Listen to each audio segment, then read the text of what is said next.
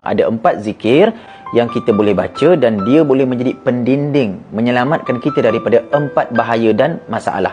Yang pertama, bahaya ketakutan, takut yang melampau-lampau. Dalam keadaan tak boleh tidur, anxiety yang membebankan hidup kita. Apa penawarnya? Penawarnya adalah hasbunallah wa ni'mal wakil. Ulang jadikan zikir harian. Yang kedua, masalah stres, tertekan dengan macam-macam keserabutan dalam hidup. Sebab itu, zikir yang kita boleh amalkan ketika kita berdepan dengan stres adalah La ilaha illa anta subhanaka inni kuntu minaz zalimin. Yang ketiga, kita takut kena tipu dengan orang, takut kena scam dengan orang, takut orang buat bukan-bukan dekat kita. Apa zikirnya? Baca zikir ni.